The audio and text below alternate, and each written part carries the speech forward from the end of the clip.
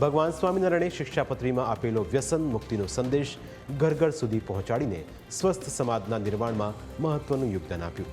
ભગવાન સ્વામિનારાયણે શિક્ષાપત્રીની રચના કરીને લોકસેવાનો જે પથ ચિંધ્યો તે સૌને સદાચારી જીવન કેવી રીતે જીવવું તેનો સરળ માર્ગ બતાવ્યો છે. ગુજરાતની ધરતી પર સ્વામિનારાયણ પરંપરાએ સમાજ સુધારણા અને સમાજ શિક્ષણનું જે કામ કર્યું છે તે શિક્ષાપત્રીના વિચારનું વાસ્તવિક જીવન સ્વરૂપ છે.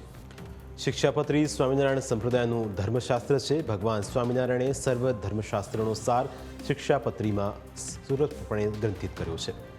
શિક્ષાપત્રીને ગ્રંથને માનવીના જીવનમાં પરિવર્તન લાવનાર ગ્રંથ કહેવામાં આવે છે, જે ભગવાન સ્વામિનારાયણે રચ્યો હતો.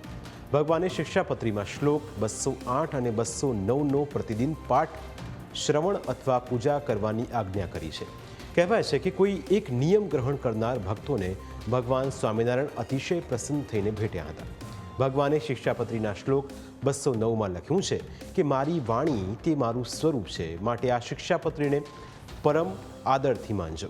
આથી સ્વામિનારાયણ સંપ્રદાયમાં મહાપૂજામાં શિક્ષાપત્રીની પૂજા થાય છે. સંસ્કૃત ભાષામાં 212 શ્લોકોમાં લખાયેલી શિક્ષાપત્રીમાં 211 શ્લોક અનુષ્ટુપ છંદમાં લખાયેલા છે અને અંતિમ શ્લોક ઉપજાતિ છંદમાં લખાયેલો છે. શિક્ષાપત્રીમાં 1 થી 10 શ્લોકોમાં ગ્રંથની ભૂમિકા છે. 11 થી 122 સુધીના શ્લોકોમાં સર્વસાધારણ ધર્મો લખેલા છે.